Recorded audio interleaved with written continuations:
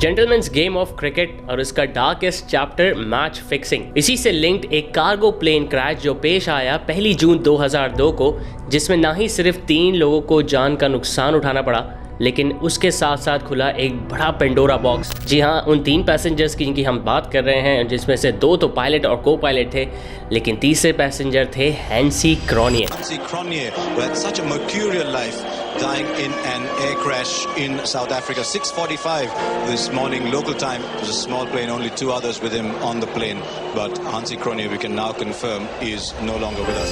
अस्सलाम वालेकुम, मैं हूं ज़िशान खालिद और in short segment sports pulse की एक और सनसनीखेज वीडियो के साथ आज आपकी खिदमत में हाजिर हैं। जेंटलमैन्स गेम ऑफ क्रिकेट और उसका डार्केस्ट चैप्टर मैच फिक्सिंग। इसी से लिंक्ड एक कार्गो प्लेन क्रैश जो पेश आया 1 जून 2002 को, जिसमें ना ही सिर्फ 3 लोगों को जान का नुकसान उठाना पड़ा, लेकिन उसके साथ साथ खुला एक बड़ा पेंडोरा बॉक्स, जिसमें दाऊद इब्राहिम, अंडरवर्ल्ड और इंडियन क्रिकेट का नाम सामने आया।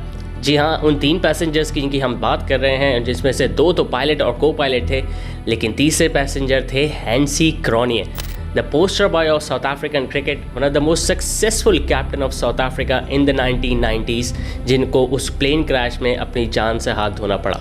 तो आज हम जिक्र करेंगे हैंसी क्रॉनिये का और उनका क्या लिंक था मैच फिक्सिंग का, the way he died in a tragic plane accident and the events that led to his death in 2002। तो हैंसी क्रॉनिये जिनकी पैदाइश होती है आज ही के दिन, मतलब 25 सितंबर 1969 में, लेकिन ये वो वक्त था जब नस्ल परस्ती उरूज पे थी साउथ अफ्रीका में, और चाहे कोई भी पॉलिटिकल पोजीशन हो या स्पोर्ट्स की कोई भी टीम हो, इसमें सिर्फ गोरों को ही ज़्यादातर फौकियत दी जाती थी और सियाह फाम लोग को बिल्कुल मौका नहीं दिया जाता था। तो इस दौरान हैंसी क्रॉनिये ने क्रिकेट खेलना शुरू तो किया, लेकिन इंटरनेशनल क्रिकेट काउंसिल ने साउथ अफ्रीकन क्रिकेट पे लगाया बैन, और वो बैन उठते उठते लगे 21 साल, और 1992 में साउथ अफ्रीका को मिलती है re entry in international cricket, और उसी वर्ल्ड कप के दौरान डेब्यू करते हैं हैंसी क्रॉनिये। हैंसी क्रॉनिये ने उस वर्ल्ड कप को यादगार बनाया पाकिस्तान के खिलाफ खेले गए एक मैच में, जब 47 रन की नाकाबिले शिकस्त इनिंग्स में उन्होंने साउथ अफ्रीका को जीत दिलाने में अहम किरदार अदा किया। जी हाँ, ये वही मैच है जिसमें जॉन टी रोड्स ने डाइव लगा के इंजमामुल हक को रन आउट किया था और पाकिस्तान वहां से वो मैच हारा था। फास्ट फॉरवर्ड टू 1994, जब केपलर वेसल्स इंजर्ड हो जाते हैं, साउथ अफ्रीका के रेगुलर कैप्टन, और Hansie Cronje as a stand in captain Australia के खिलाफ ऑस्ट्रेलिया में ही ऑस्ट्रेलिया को शिकस्त दे देते हैं। जी हाँ, ऑस्ट्रेलिया को उस वक्त ऑस्ट्रेलिया में शिकस्त देना कोई आसान बात नहीं थी, लेकिन हैंसी क्रॉनिये क्योंकि out of the box think करते थे, बिल्कुल नेचुरल टैक्टिक्स पे जाते थे, the way he played and the way he led South Africa, it was truly commendable.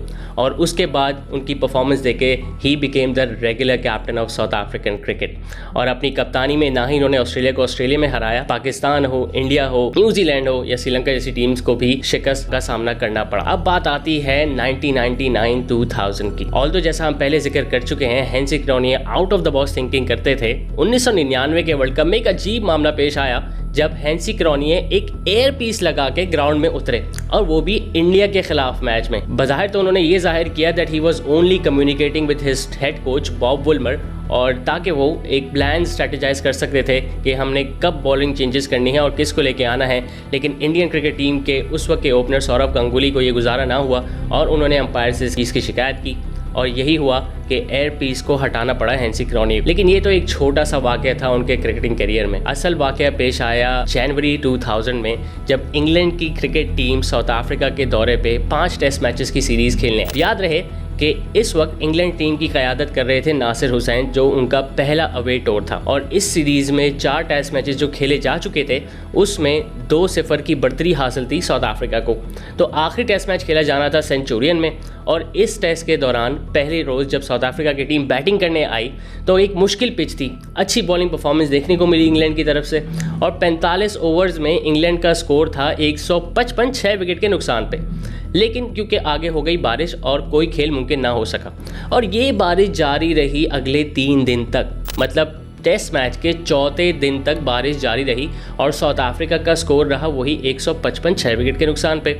अब आप सब ये सोच रहे होंगे कि ये मैच तो ड्रॉ ही हुआ होगा या इसमें शायद मज़ीद बारिश हुई होगी, लेकिन कुछ अनयूजुअल हुआ। हैंसी क्रॉनिये जो कप्तान थे साउथ अफ्रीका के, वो इंग्लैंड ड्रेसिंग रूम में जाते हैं, और नासिर हुसैन जो कप्तान थे और उनके साथ जो सीनियर क्रिकेटर्स मौजूद थे, माइकल एथरटन और एलेक्स स्टुअर्ट, उनको एक पेशकश करते हैं। वो उनसे ये कहते हैं कि मैं अपनी इनिंग्स अब डिक्लेयर कर दूं और आप अपनी इनिंग्स आगे डिक्लेयर कर दो पहली इनिंग्स की, और मैं अपनी दूसरी इनिंग्स भी डिक्लेयर कर दूं, मतलब मैं अपनी अगली दोनों इनिंग्स अगर हम फोरफीट कर देते हैं तो चौथी इनिंग्स जो इंग्लैंड की होगी उसमें जो में हम पहली इनिंग में रन बनाएंगे वो उनको एज अ टारगेट चेस करना होगा। अब ये काफ़ी अनयूजुअल सी ऑफर थी, क्योंकि आज से पहले 120 साल टेस्ट क्रिकेट हिस्ट्री में ऐसा वाकया कभी नहीं पेश आया था। तो इंग्लैंड ने यकीनी तौर पे उस ऑफर को मुस्तरद कर दिया। अगले दिन शुरू होता है 5वां दिन टेस्ट मैच का, और बारिश चली जाती है, धूप निकल आती है। साउथ अफ्रीका की टीम एक बार फिर बैटिंग करने उतरती है, और अनयूजुअली अब साउथ अफ्रीका की बैटिंग परफॉर्मेंस अच्छी हो जाती है, यानी पिच काफ़ी डिफरेंट बिहेव करना शुरू हो जाती है। लंच के वक्फे से आधे घंटे कबल नासिर हुसैन ड्रेसिंग रूम में जाते नजर आते हैं और कुछ गुफ्तगू में मसरूफ होते हैं एक बार फिर हैंसी क्रॉनिया से, और वो उनसे पूछते हैं क्या वो ऑफ़र अभी भी वैलिड है, और हैंसी क्रॉनिया एकदम खुश और वो बोलते हैं जी हाँ, ऑफ़र अभी भी वैलिड है। और तो ये तय पाया जाता है कि साउथ अफ्रीका की टीम सिर्फ 248 रन पे अपनी इनिंग्स डिक्लेयर करेगी, और उसके बाद इंग्लैंड अपनी पहली इनिंग्स और साउथ अफ्रीका अपनी दूसरी इनिंग्स फोरफीट कर देगा, और चौथी इनिंग्स में जितने भी रन साउथ अफ्रीका ने पहली इनिंग में बनाए हैं इंग्लैंड को वो एज अ टारगेट चेस करना होगा। और ऐसा फैसला होता है कि इंग्लैंड की टीम बैटिंग करने आती है और एक सनसनीखेज मैच में वो तब्दील हो जाता है। याद रहे, इससे पहले हम एक वीडियो में आपको बता चुके हैं कि how first ODI cricket came into being, जब 1970 में कुछ ऐसा ही वाकया हुआ था कि 14 दिन तक बारिश होती रही और 5वें दिन इंग्लैंड और ऑस्ट्रेलिया की मैनेजमेंट ने फैसला किया कि हम इसको 40-40 ओवर्स के मैच में कन्वर्ट कर देते हैं, which was also known as the first ODI cricket that was ever played. लेकिन इस वक्त कहानी मुख्तलिफ थी, क्योंकि पहली इनिंग ऑलरेडी जारी थी साउथ अफ्रीका की। तो इंग्लैंड जब चेस करने आती है तो कुछ विकेट्स का नुकसान उठाना पड़ता है, लेकिन बिल आखिर मैच से 6 गेंद कबल वो 2 विकेट से ये मैच जीतने में कामयाब हो जाते हैं। Now this was the very first time it has happened in the history of Test cricket. कुछ लोगों ने हैंसी क्रॉनिया के इस फैसले को सराहा कि उन्होंने रिस्पेक्ट दी क्राउड की, जो कि उस वक्त ग्राउंड में मौजूद थे, और उन्होंने मेक श्योर किया कि दिलचस्पी बरकरार रहे। ऑन दी अदर हैंड कुछ फॉर्मर क्रिकेटर्स ने कहा कि you have disturb the integrity of the game, the nature of the game, लेकिन उसके बावजूद इस फैसले को ओवरऑल सराहा गया कि it was taken as a good gesture to promote cricket, क्योंकि at the end of the day जीत तो क्रिकेट की ही हुई। लेकिन ऐसा नहीं था, कहानी बिल्कुल मुख्तलिफ थी, क्योंकि उससे 2 महीने बाद ही साउथ अफ्रीका की टीम को दौरा करना था इंडिया का। अब ये बात है 1999-2000 की, मतलब 2000 के फेब की, जब इंडिया में पॉलिटिकल सिचुएशन काफ़ी वॉलेटाइल थी, क्योंकि कारगिल की जंग आप सबको याद होगी, और उससे पहले इंडियन एयरलाइंस IC-814 का हाईजैक का मामला, जब 7 दिन प्लेन काठमांडू से हो रहा लेकिन दिल्ली ना पहुंच सका, और 7 दिन बाद जाके वो दिल्ली में लैंड किया। तो इन्हीं इवेंट्स के ज़रिए इंडियन इंटेलिजेंस एजेंसीज़ और इंडियन लॉ इन्फोर्सिंग एजेंसीज काफ़ी एक्टिव थी, और वो इस दौरे के दौरान एक ब्राइबरी केस सॉल्व करने में मसरूफ़ थी। जो 2 बड़े इंडियन बिजनेस टाइकून्स थे उनको कोई थ्रेटनिंग कॉल्स आ रही थी, और जब भी इंडिया में कोई पॉलिटिकल सिचुएशन या पॉलिटिकल अनरेस्ट हो तो 3 मेन इंग्रेडिएंट्स हैं जो उनकी रेसिपी को काफ़ी स्ट्रॉन्ग करते हैं, वो ISI, पाकिस्तान और दाऊद इब्राहिम। तो उनका यही मानना था कि ये जो ब्राइबरी केस हम सॉल्व करने लगे हैं तो इसमें कहीं ना कहीं लिंक, जो बंदा थ्रेटनिंग कॉल्स कर रहा है उन बिजनेस टाइकून्स को, उसका लिंक कहीं ना कहीं दाऊद इब्राहिम से है। तो वो उस बंदे की कुछ जितने भी उसने सेलफोन नंबर्स यूज़ किए, जितने भी सिम कार्ड उसने यूज़ की, उसके नंबर्स ट्रैक कर रहे थे। तो एक नंबर एक्टिव हुआ और उनको पता लगा कि ये नंबर वो लड़का नहीं बल्कि एक और शख्स यूज़ कर रहा है, वो है संजीव चावला, और वो इस वक्त मौजूद है इंडिया में। Although he used to live in England, लेकिन वो ख़ास तौर पे इंडिया आया हुआ था, और वो मुंबई के एक होटल ताज होटल में स्टे कर रहा था, जहाँ पे साउथ अफ्रीकन क्रिकेट टीम भी स्टे कर रही थी ड्यूरिंग द टेस्ट सीरीज़। अब इस टूर पे साउथ अफ्रीका को पहले 2 टेस्ट मैचेस और 5 वनडे इंटरनेशनल्स खेलने थे। अब जब इंडियन पुलिस ने फ़ोन रिकॉर्डिंग्स शुरू की, मतलब कॉल्स टैप करने शुरू की, तो वो काफ़ी सरप्राइज़ हो गए, क्योंकि इसमें कहीं अंडरवर्ल्ड का कनेक्शन, कहीं दाऊद इब्राहिम या ब्राइबरी केस की तो बात ही नहीं हो रही थी, बल्कि सारा वक्त इन फ़ोन्स पे बात होती थी क्रिकेट मैच की, और वो क्रिकेट मैच की जो साउथ अफ्रीका और इंडिया के दरमियान चल रहा था, जिसमें ये बोला जाता था कि अब इतने रन बनाएंगे, अब इतने रन बनेंगे, वो इतने पे आउट होगा, ये ऐसा होगा। लेकिन इंडियन पुलिस को समझ नहीं आ रही थी कि ये क्या हो रहा है। हम सॉल्व तो एक ब्राइबरी केस करने जा रहे हैं, लेकिन बात यहाँ पे क्रिकेट की हो रही है। तो जो भी ऑफिशियल्स इन रिकॉर्डिंग्स को रिकॉर्ड कर रहे थे, एक दिन एक ऑफिशियल अपने घर में बैठे टीवी देख रहे थे और हाईलाइट्स चल रही थी इंडिया और साउथ अफ्रीका के मैच की, जो टेस्ट मैच खेला जा रहा था। तो कुछ मौके के लिए, कुछ लम्हे के लिए हैंसी क्रॉनिया, जो कि साउथ अफ्रीका के कप्तान थे, वो कमेंट्री बॉक्स में आते हैं और कमेंट्री शुरू करते हैं। तो एकदम जो वहाँ पे अपने घर में बैठे इंडियन पुलिस ऑफिसर थे वो हैरान हो जाते हैं क्योंकि वो वही आवाज़ होती है जो वो फ़ोन रिकॉर्डिंग्स में सुन रहे थे। उनको समझ नहीं आता कि ये हो क्या रहा है। वो एक बार फिर अगले दिन अपनी वो फ़ोन रिकॉर्डिंग्स को एक बार फिर सुनना चाहते हैं और वो रिपीटेडली सुनते रहते हैं रिकग्नाइज़ करने के लिए कि क्या ये वही आवाज़ है जो उन्होंने लास्ट नाइट टीवी पे सुनी। वो दोनों ही वॉइस सैंपल को निकालते हैं और उसकी फॉरेंसिक रिपोर्ट से ये मालूम होता है कि दोनों आवाज़ें मैच करती हैं। यानी कि हैंसी क्रॉनिए जो कि टीवी पे कमेंट्री लाइव करने आए थे, वही आवाज़ वो रोज़ाना फ़ोन रिकॉर्डिंग में सुनते थे, ऑडियो रिकॉर्डिंग्स में, जो कि की जा रही थी संजीव चावला की, और मौजूद थे ताज होटल में। और वहाँ पे उन रिकॉर्डिंग्स के दौरान कोई एक बंदा टूटी फूटी इंग्लिश में भी बात करता था। फिर मजीद आगे जब उन्होंने रिकॉर्डिंग्स का सिलसिला जारी रखा, क्योंकि उनको कहीं ना कहीं शक हो गया था कि शायद साउथ अफ्रीकन क्रिकेट भी मैच फिक्सिंग में इन्वॉल्व है, क्योंकि आगे मैच की ही फोरकास्ट हो रही होती है। तो जब उन्होंने रिकॉर्डिंग्स को जारी रखा तो बिल आखिर एक ना एक दिन संजीव चावला ने बोल ही दिया कॉल पे, हे हैंसी। वहाँ पे इनका शक यकीन में तब्दील हो गया और उन्होंने सोचा कि फौरी तौर पे शायद साउथ अफ्रीका की टीम पे एक्शन लिया जाए, लेकिन उनको मशवरा दिया गया कि ऐसा बिल्कुल नहीं करना चाहिए, we should wait for the tour to get over, क्योंकि अगर टूर के दौरान ही इंडियन गवर्नमेंट ने कोई एक्शन लिया तो इससे बायलैटरल रिलेशंस में बहुत इफेक्ट आ सकता है, बहुत मामलात ख़राब हो सकते हैं साउथ अफ्रीका से। तो उन्होंने अपने आप को थोड़ा वेट किया और उन्होंने कहा कि ये हम रेगुलर इसकी ऑडियो सुनते रहेंगे ताकि हमें पता लगता रहे कि आगे इनका क्या प्लान है। तो यही हुआ। हैंसी क्रॉनिए अपने मैच का बताते रहते थे और उन्होंने उनकी गुफ्तगू में 3 प्लेयर्स के भी नाम सामने आए जो कि उस वक्त साउथ अफ्रीका की टीम का हिस्सा थे और नए नए प्लेयर्स थे, जिसमें हर्शल गिब्स, इसमें निकी बोये और पीटर विलियम्स मौजूद थे। और उन्होंने किसी दिन ये गुफ्तगू में बोला कि हर्शल गिब्स और निकी बोये 20 से कम रन्स बनाएंगे और इंडिया 250 से कम रन्स ही बना सकेगी। और यकीन माने अगले दिन वैसा ही होता है। 250 उन्होंने बोला था इंडिया नहीं बनाएगा, इंडिया बना सकती है सिर्फ 248 रन्स। निकी बोये और हर्शल गिब्स 20 से ज़ायद रन्स नहीं बना सकेंगे और बिल तरतीब 19 और 18 रन्स ही बना सकते हैं। इससे इंडियन CBI टीम या इंडियन जितनी भी लॉ इन्फोर्सिंग एजेंसीज थी जो इस केस को इन्वेस्टिगेट कर रही थी, उनका शक मज़ीद यकीन में तब्दील हो जाता है और वो इस बात की तैयारी करते हैं कि अब हमने साउथ अफ्रीकन क्रिकेट टीम पे एक्शन लेना है। तो देखें हुआ क्या, इन्वेस्टिगेशन कर रहे थे, एक ब्राइबरी केस थी अंडरवर्ल्ड से इन्वॉल्व की, लेकिन पता लगा कि यहाँ तो मैच फिक्सिंग चल रही है। फिर साउथ अफ्रीका का टूर खत्म होता है इंडिया का और साउथ अफ्रीका की टीम वापस चली जाती है अपने घर। 7 अप्रैल को इंडियन CBI टीम या इंडियन लॉ इन्फोर्सिंग एजेंसीज एक प्रेस कॉन्फ्रेंस करती हैं जहाँ पे वो इल्ज़ाम लगाती हैं कि हमारे पास ऑडियो टेप्स मौजूद हैं जिसमें हैंसी क्रॉनिए और संजीव चावला की रिकॉर्डिंग्स हैं और वो उसमें मैच फिक्सिंग की गुफ्तगू कर रहे हैं। Hansie Cronje who was considered as the poster boy of South African cricket, जब दुनिया में ये बात फैलती है तो सब हैरान हो जाते हैं, क्योंकि साउथ अफ्रीका की टीम को यहाँ से यहाँ लेके जाने वाले हैंसी क्रॉनिए, जिन्होंने अपनी कप्तानी में बेहतरीन रिकॉर्ड्स बनाए और साउथ अफ्रीका को यकीनी तौर पे काफ़ी हद तक मैचेस जितवाए, सनसनीखेज मैचेस जितवाए,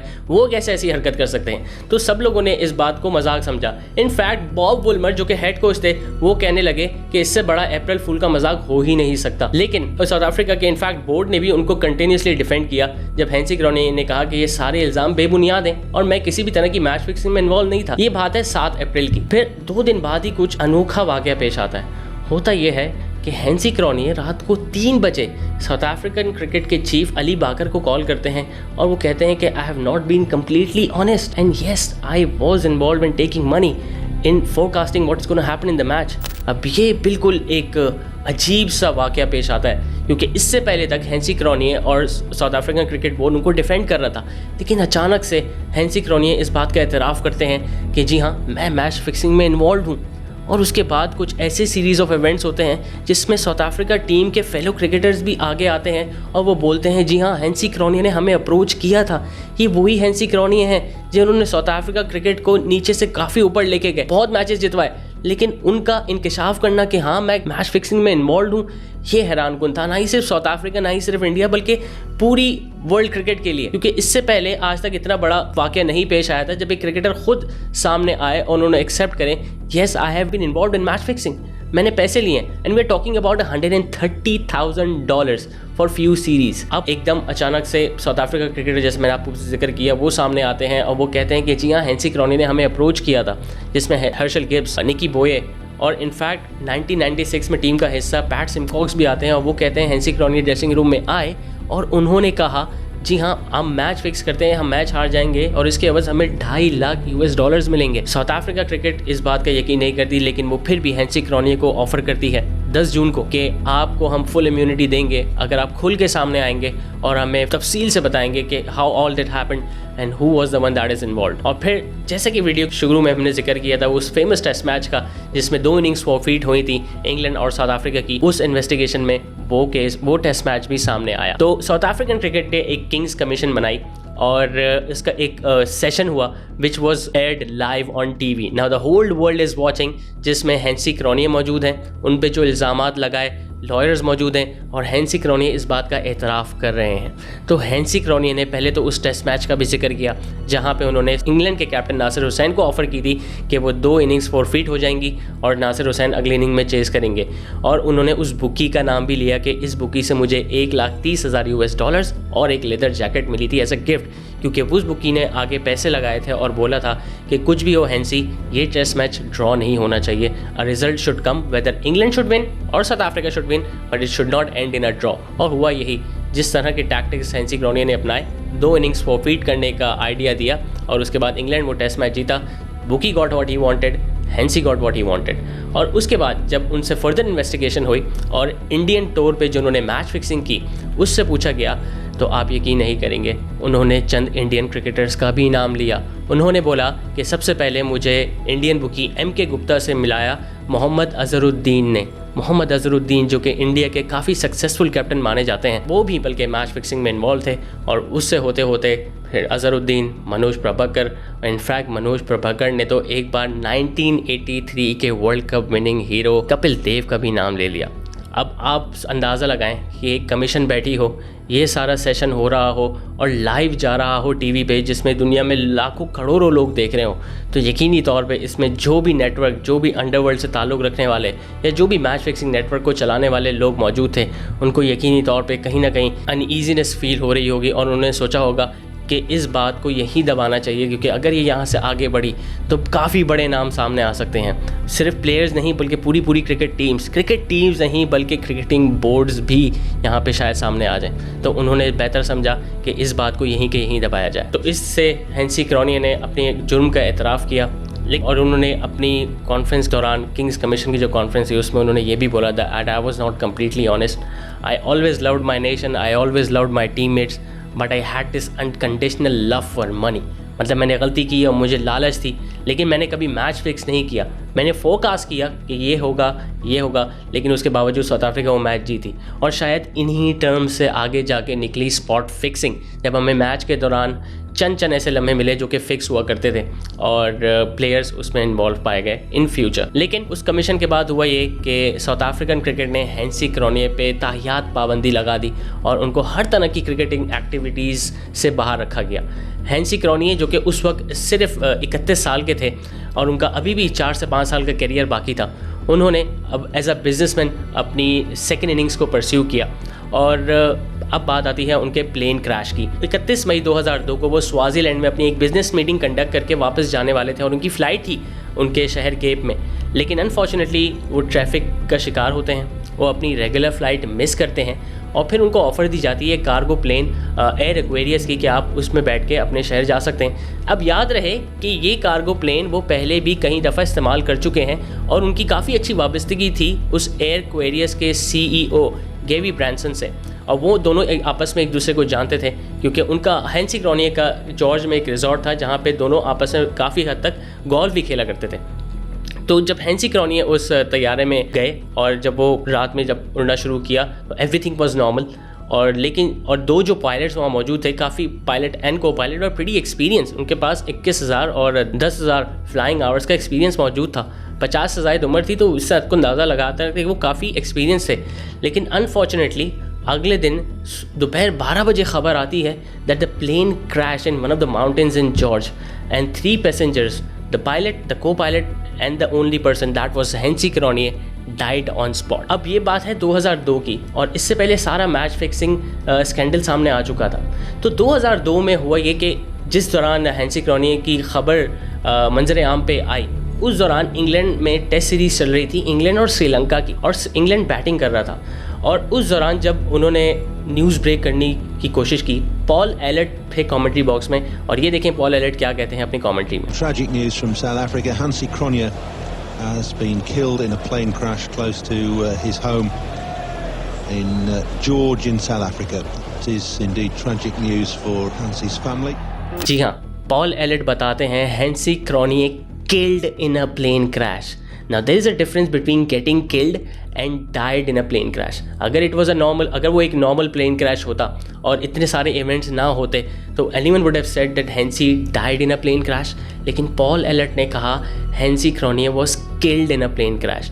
और अब जब किल्ड की बात आती है तो उससे आपको अंदाज़ा हो जाता है कि कितने मिस्टीरियस डेथ हुई थी वो हैंसी क्रॉनिए की, क्योंकि मैच फिक्सिंग में उनका मुलव्वस पाना, फिर उनका मंजर आम पे आना, अपने जितने भी इन पे इल्ज़ाम लगे उनको एडमिट करना, बड़े बड़े नाम उन्होंने अपनी कमीशन में बताए कि ये लोग भी मेरे साथ मैच फिक्सिंग में इन्वॉल्व थे, और उसके बाद 1.5 साल बाद हैंसी क्रॉनिए का अचानक से प्लेन क्रैश में गुजर जाना। याद रहे कि ये वो एयर एक्वेरियस की लाइन है जिसको हैंसी क्रॉनिए पहले भी इस्तेमाल करते आते थे, और जब वो प्लेन क्रैश हुआ तो सबसे ज़्यादा हैरान थे उस एयरलाइन के CEO, क्योंकि उन्होंने कहा कि there are probably millions of questions that I want to ask but I haven't even started, and this was the route that we used to go every day in even more harsh conditions.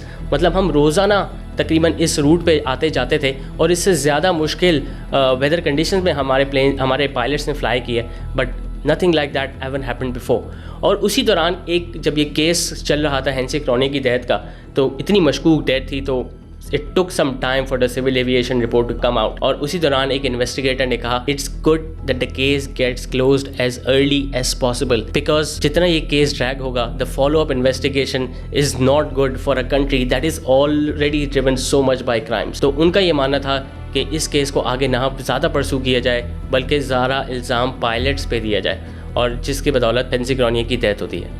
तो ये था आज की कहानी का सारा लबे-लबाब। Hansie Cronje from being the poster boy of South African cricket, जिन्होंने साउथ अफ्रीका की क्रिकेट को कहाँ से कहाँ ले गए। अगर इनके करियर की बात करें तो he was at one time one of the most successful captain of South African history, जिन्होंने 53 टेस्ट मैचेस में से 27 टेस्ट मैच साउथ अफ्रीका को जितवाए, और उनकी कप्तानी में सिर्फ 11 ही साउथ अफ्रीका टेस्ट मैच हारा।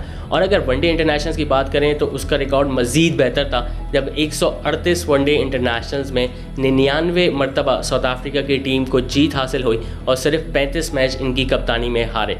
बल्कि इनफैक्ट जब हैंसी क्रॉनिए ऑलरेडी गुजर चुके थे, 2003 का क्रिकेट वर्ल्ड कप जो साउथ अफ्रीका में ही खेला गया था और उसके बाद शॉन पॉलक को कप्तानी सौंपी गई थी, because of the tactical error south Africa second round तक भी क्वालिफाई नहीं कर सका था। तो काफ़ी हद तक लोगों ने कहा Hansie would have done better if Hansie would have been there, South Africa might have won. तो इस कदर तक लोगों को क्रेज़ था हैंसी क्रॉनिए का, because he was the hero for south Africa. आप साउथ अफ्रीका का नाम सुने और आपको नेल्सन मंडेला भी आते होंगे, जिन्होंने सिया फार्म लोगों के लिए काफ़ी लड़े, और he was known as the nationalist. He was also the president of South Africa for some time. लेकिन उसके बाद अगर कोई और साउथ अफ्रीका जो लोगों को आज तक याद है वो हैं हैंसी क्रॉनिए, और जिन तरह से उन्होंने खेला और जिन एक्टिविटीज़ से मुलव्वस है और जिस तरह से उनकी ज़िंदगी का अख्ताम हुआ, not only today not only tomorrow but Hansie Cronje will be remembered till the day cricket will ever be played. तो हैंसी क्रॉनिए तो गुजर गए, लेकिन मैच फिक्सिंग का भूत नहीं उतर सका क्रिकेटिंग वर्ल्ड से, और हमने आने वाले सालों में भी देखा जब Indian Premier League which is known as the best T20 league in the world, उसमें भी कुछ लोग मैच फिक्सिंग में मुलव्वस पाए गए, और 2 मेजर टीम्स बल्कि 2 मेजर फ्रेंचाइजेस को चंद साल का बैन उठाना पड़ा। तो जैसी जैसी क्रिकेट आगे बढ़ती जा रही है, जितनी जितनी कमर्शलाइज होती जा रही है, ICC और क्रिकेटिंग बॉडीज़ को खदशा है कि मैच फिक्सिंग या स्पॉट फिक्सिंग अभी भी इन्वॉल्व है, लेकिन उसके साथ साथ यकीनी तौर पर कुछ ऐसे इकदाम भी किए जाते हैं जिससे इस गंद को क्रिकेट से ज़्यादा दूर रखा जाए। बहुत बहुत शुक्रिया हमारी गुफ्तगू सुनने का। अगली एक और सनसनीखेज वीडियो के साथ एक बार फिर आपकी खिदमत में हाजिर होंगे, तब तक के लिए अल्लाह हाफ़िज़।